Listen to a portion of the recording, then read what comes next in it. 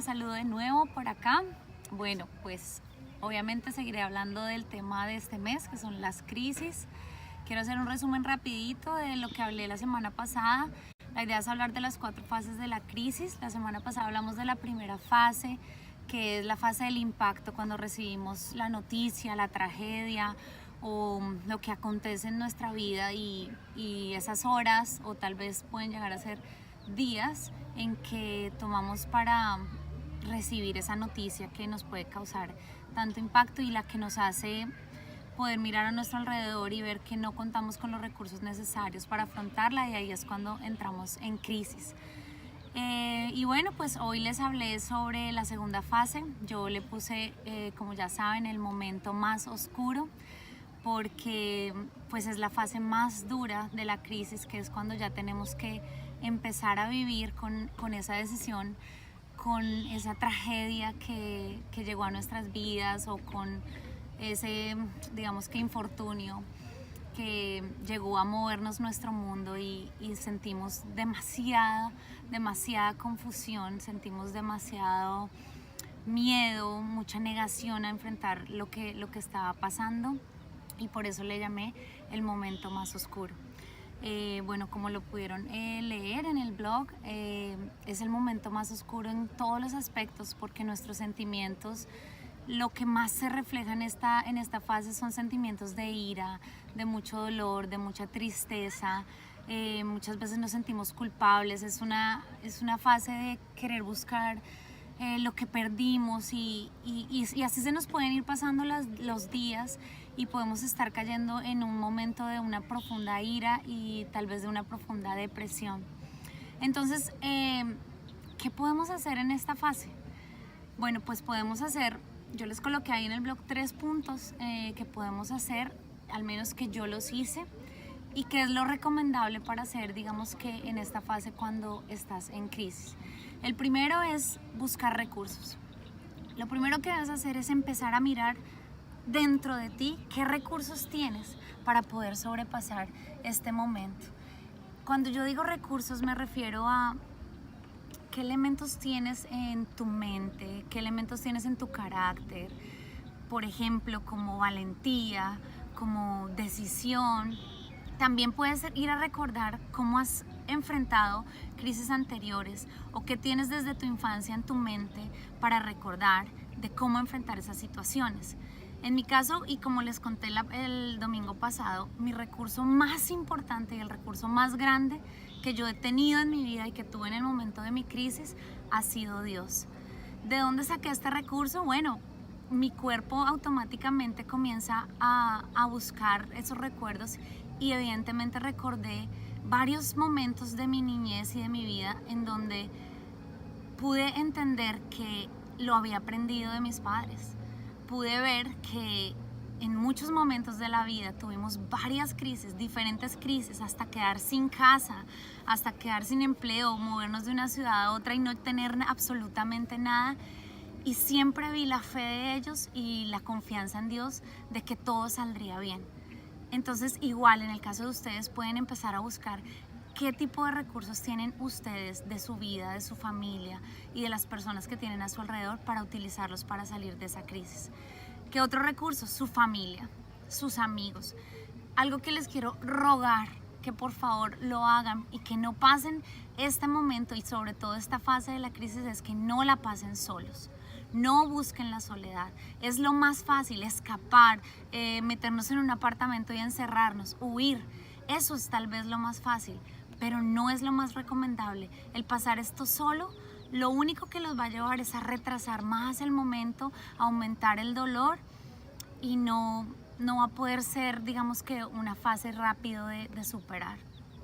En segundo lugar, hay que buscar expresar lo que sienten. No retengan sus sentimientos, no retengan sus pensamientos. No se preocupen si ahorita no pueden pensar en cómo salir adelante, en cómo ver el futuro, en cómo ver esperanza. Al igual que la primera fase, no se preocupen por la esperanza, porque ahorita no la van a ver.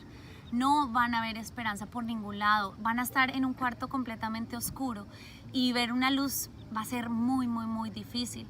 Entonces, deben deben preocuparse por expresar, por soltar. Busquen a alguien con quien hablar, con quien puedan ustedes expresar lo que sienten, si sienten culpa, si sienten temor, si sienten ira, si sienten tristeza, si necesitan llorar. Busquen a alguien para hacerlo y expresen. Es muy importante que lo hagan. Y en tercer lugar, a pesar de que no pueden ver esperanza, de que no se puede ver todavía un futuro, una idea clara de cómo van a seguir su vida, es muy importante coger ese gran problema o esa gran situación que ustedes están viendo y van a dividirla en pequeñas partecitas y comiencen a trabajar en pequeñas cosas, en pequeñas decisiones que les puedan traer un cambio. Poco a poco van a llegar a ese cambio definitivo que quieren ver en sus vidas. Entonces es muy importante que se preocupen por pequeñas cosas, como inclusive mi mejor amiga me lo decía en estos días. Si yo hubiera tenido a alguien en esa época que me hubiera dicho, mira, lávate los dientes, mira, lava la loza, mira, lava la ropa, o sea, tu casa está un desastre. No se preocupen si su casa está así, es completamente normal. No se preocupen si, evidentemente, como está su casa físicamente, así se sienten por dentro, como en un caos terrible. No se preocupen, es normal. Pero no la dejen así. Tomen pequeñas decisiones cada día. Ahora, si tienen esos recursos como algún amigo, alguien cercano que puede estar ahí, díganle, usted esté pendiente de mí, ayúdeme a lavar la loza, ayúdeme a que yo me mantenga bien, a que me levante, a que me bañe. Hacer pequeños cambios que les puedan ayudar a ir organizando poco a poco su vida. A que ustedes puedan finalmente concluir en esta fase y decir, bueno, me pasó esto, esta fue la tragedia que llegó a mi vida, o la decisión, o el diagnóstico, o la pérdida de mi empleo, o quebré financieramente, y esto es lo que ya acabo de vivir, el momento más duro de asimilar esta circunstancia. Ya lo tengo claro, ya lo vi y ya lo enfrenté, y ya voy a empezar a organizar mi vida. Y se los aseguro, miren, yo sé que uno escucha esta frase muchas veces, es más, yo muchas veces se la dije a muchas personas. La típica frase de no se preocupen que después del punto más oscuro es cuando sale el sol. O no se preocupen que después del invierno llega la primavera. No se preocupen que después de la tormenta llega la calma. Y yo hoy quiero decírselos no como una frase de cajón más, porque creo que muchas veces lo dije como una frase de cajón, porque en realidad creo que no había tenido una crisis que marcara tanto mi vida.